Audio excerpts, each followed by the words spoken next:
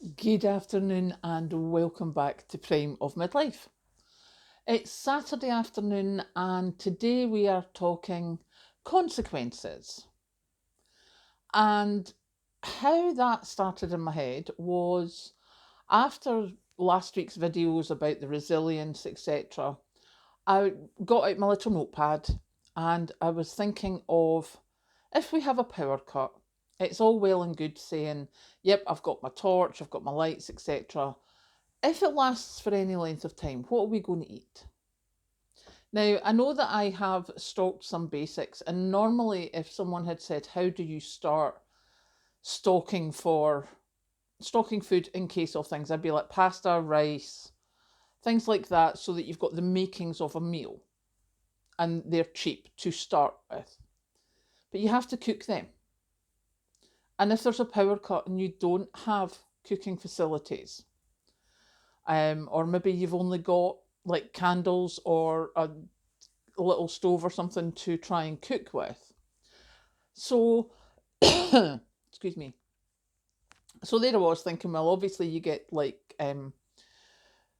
mac and cheese in a tin, bolognese in a tin, stewed steak in a tin, chicken and white sauce in a tin.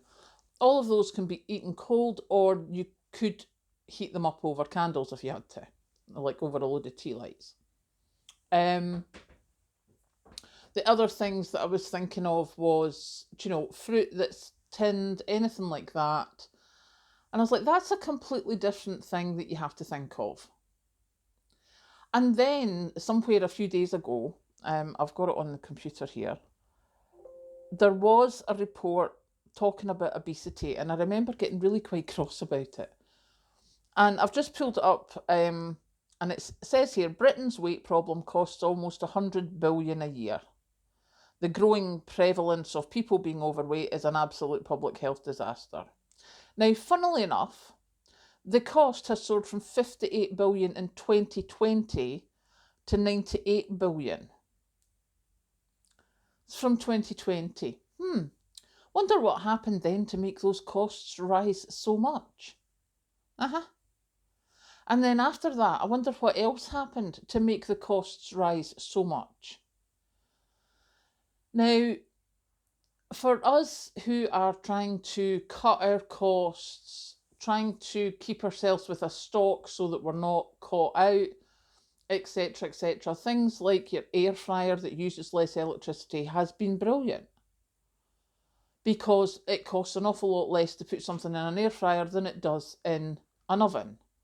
Microwaves, a lot less electricity than cooking something on the stove. However, what that has meant, certainly in the last few years, is we have eaten a lot more processed food, a lot more microwave meals, a lot more stuff that is easy, which means it's processed. And we've got this report saying that we need to get people to, we need school lessons for how to cook. We need to get more people. We seemingly in the UK we spend more on confectionery than we do in fruit and veg. We need to break the junk food cycle and eat 30% more fruit and veg, 50% more fibre, and 25% less food that is high in fat, salt, or sugar. And we need to teach kids to cook at school. Seemingly 2/3 of adults are classed as overweight. Now, it's all well and good, and I get where they're coming from. I know this is a problem for the health service, but it's not just quite that easy. Because certainly for many years, no one's complained about the profits that the processed food makers have made. No one's complained about that at all. People have been quite happy with that. But also what I noticed, very stupidly, today when I was starting to do housework because I've been away out of circulation for a couple of days, and I went to go and get my recycling bin and put it out into the recycling bin. But no, I've got another bin now. I now have two recycling bins, one's for plastic, one's for cardboard.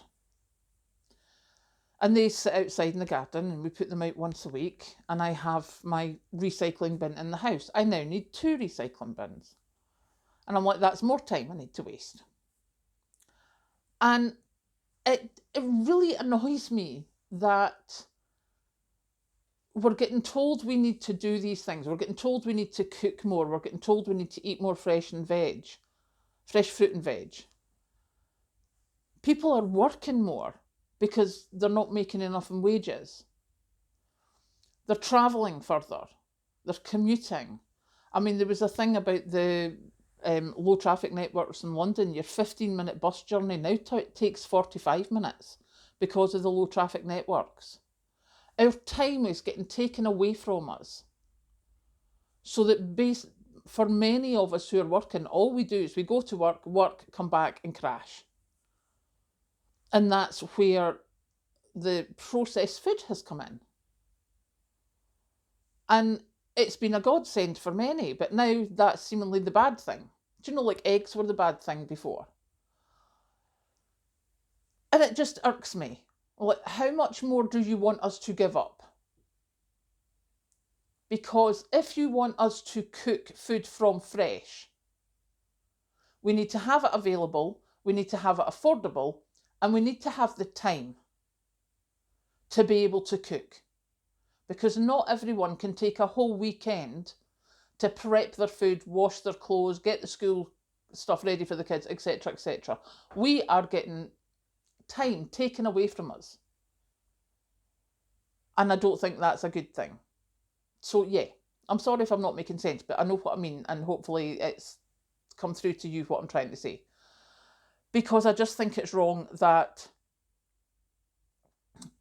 you know, what they pushed on us and how they changed our world makes it all bad now. And as I say, don't get me wrong, I know it does health-wise, but you need to give us time if you want us to be more healthy.